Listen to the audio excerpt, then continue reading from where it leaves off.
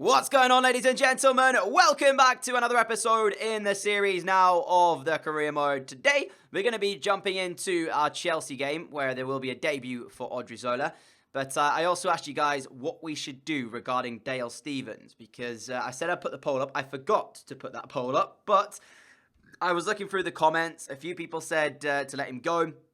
There was other comments saying that he did okay for us. But thing is, right, and this is where I go back to a comment as well. It was, if we're going to play him, keep him. If we're not, sell him.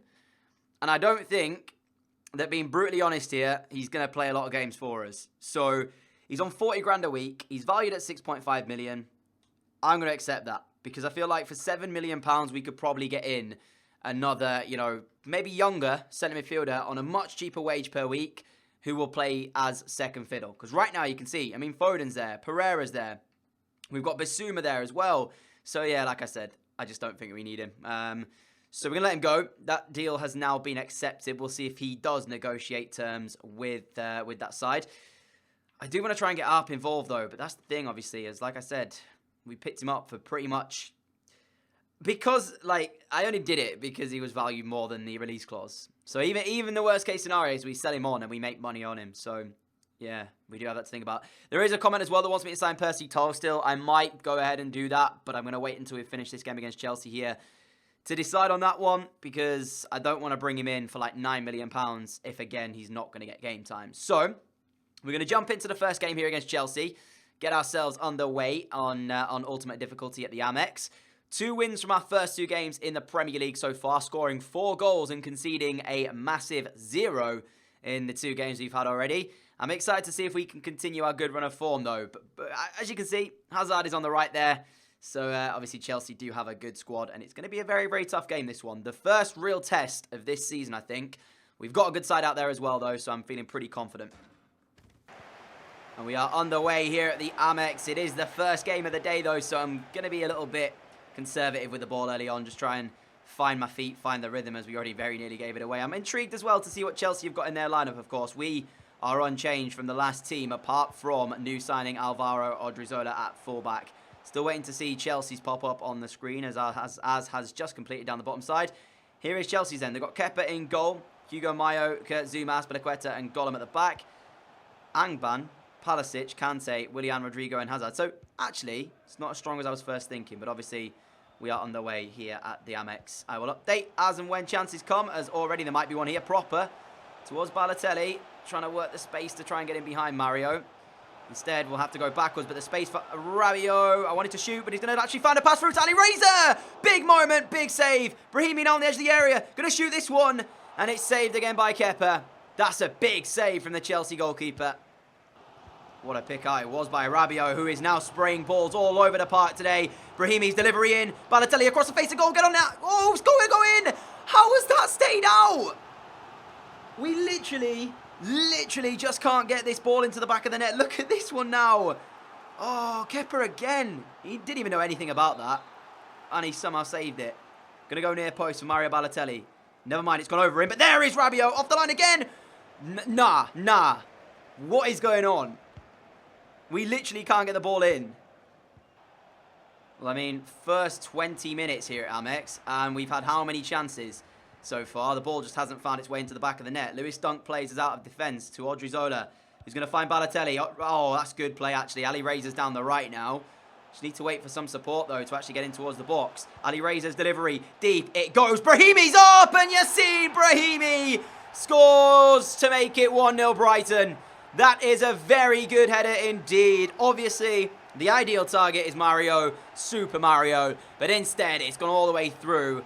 And Brahimi has scored the opening goal for us today. We deserve that. We've started this game off very well indeed. He gets up well against his fullback.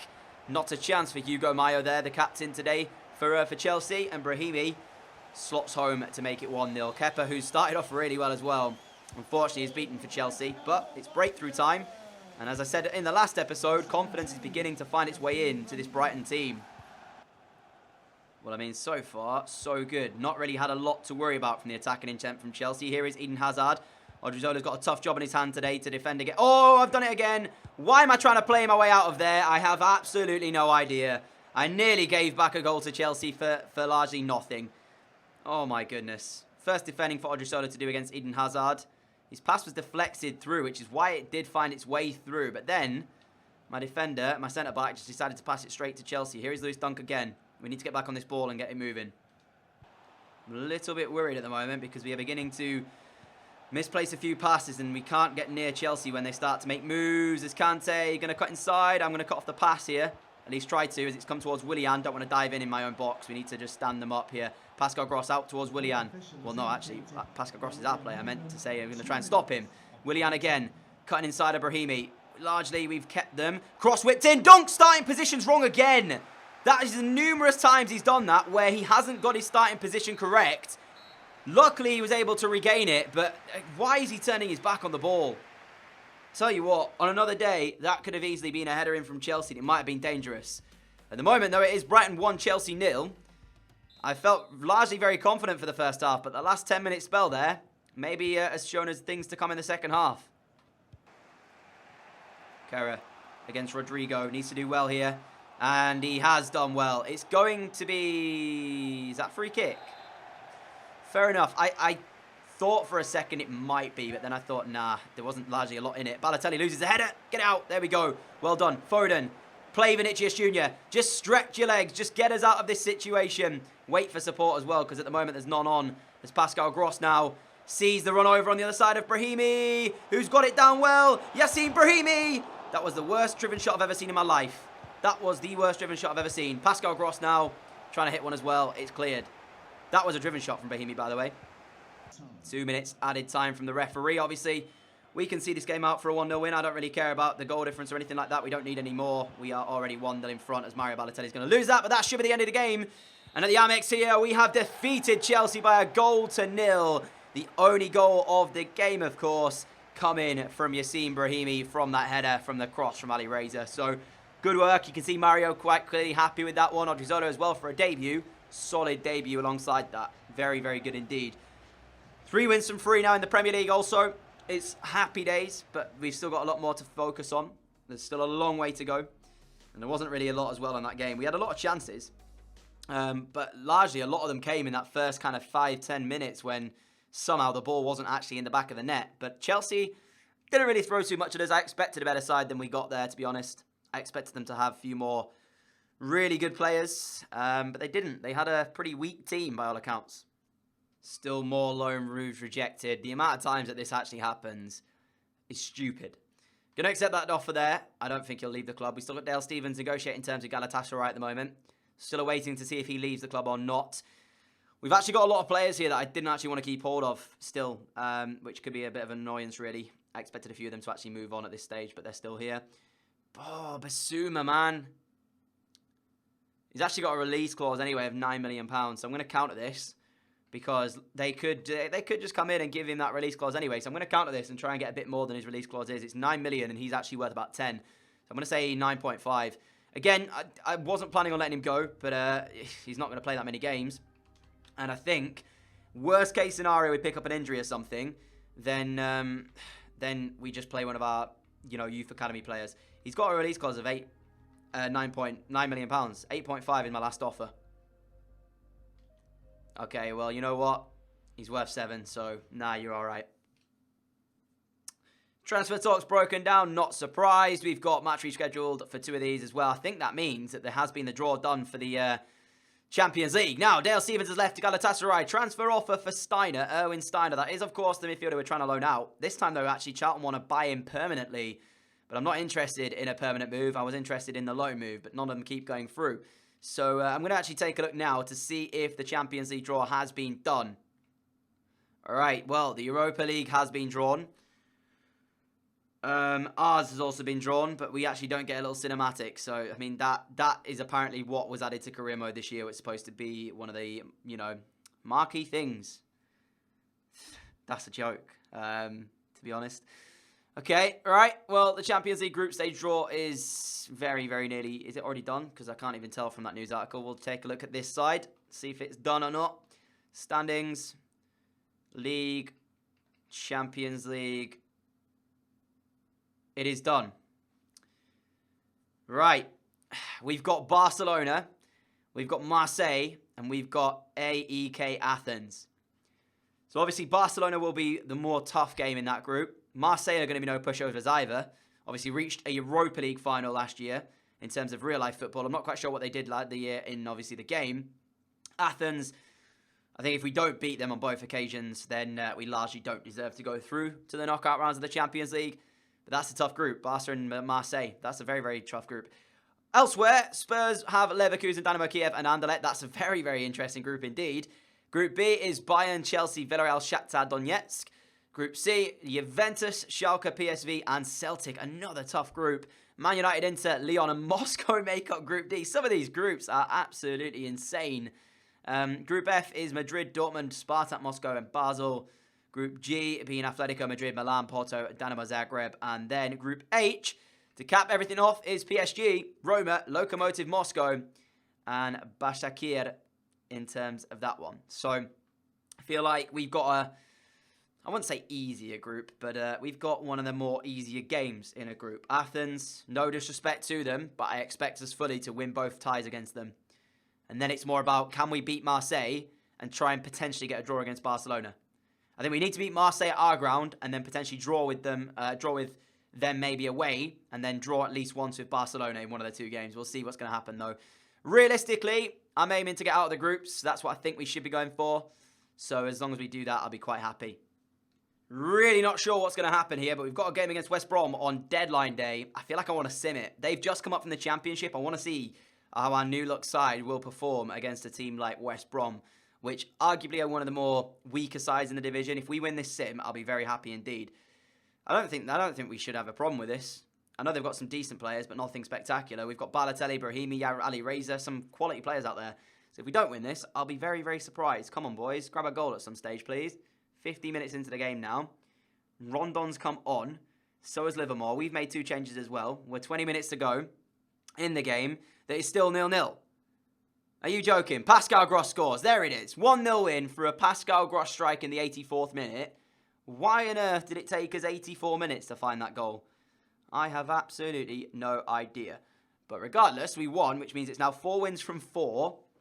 Obviously, simming that one is the case. We've got 10 hours left in the window. I wasn't going to do anything else, but we've got £45 million to spend. We can actually make another signing if we want.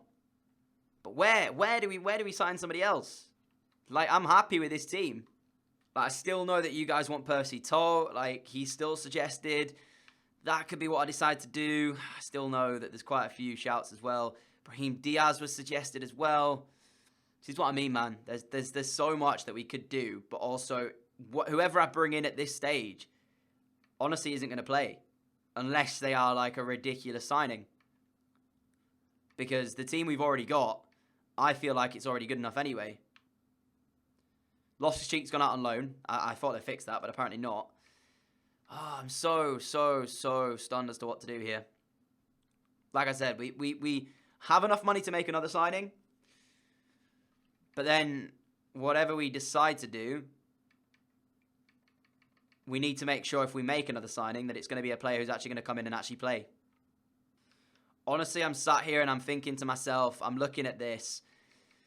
There's only really 2 or 3 players here that I'm actually intrigued in. One of them is Jean-Michel Seri. We've got Draxler. Arthur is another one that I want as well. Robertson would be a class left back to have. My only problem is, if he comes in, we have Ryan Sessegnon, and then, you know, what do we do with him? Like, yeah, this is what I'm talking about, guys. There's just so much to think about. My only issue with Seri as well is that he's 5'6". If he was a bit taller, I think like I'd have him in a heartbeat. He's playing in the Championship as well because Fulham got relegated last season. So he wouldn't actually... He'd want to come. That's the other thing. He's playing Championship football, so he would want to come. Draxler. Arthur. You know what I'm going to do? Let's see what Barca say. I'm going to try and make an offer for Arthur, but we'll see if it actually gets accepted or not. I'm going to go straight in with 40 million quid. 55. This is what I mean. We could afford him. No problem. But the issue is... Oh, why? Why did they accept it? I now have absolutely no idea what to do, guys, because this kid is bloody brilliant. He's absolutely brilliant. Then again, Seri is only 1 inch smaller than Arthur. But the problem is, guys, he's one of the better midfielders in this year's games. And at Barca, he's very, very highly thought of. Now, I know for realism that you guys are going to say, don't make this signing. I know that that's going to be the case. You're going to say, don't make it, DJ. You'd be stupid to do it. Oh, man. But that's £43 million for what could be one of the best midfielders in the world at one point. And if I'm being totally honest with you guys, this first career mode wasn't about realism. It was about me enjoying the game, picking up players, trying to make Brighton into a world-beating team, trying to do all this sort of stuff. I genuinely don't know what to do here. I am so stuck. Stupid offer, 43.503511. It's ridiculous. Oh, man. Why did I do this? DJ, you're an absolute mug. Oh, guys, okay. 155 grand a week is what he's on. We need £45 million to actually make this deal happen. Transfer budget. Can we afford it? Let's see.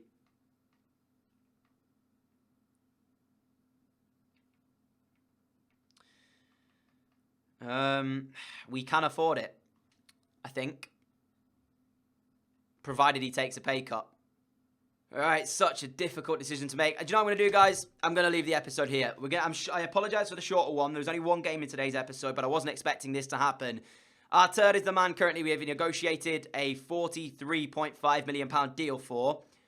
So it's largely over to you guys. I know I appreciate you guys want realism in a series, but again, we'd already signed Odriozola, we'd already signed Vinicius Jr. because of you guys asking us to sign them. There were comments left in a previous episode.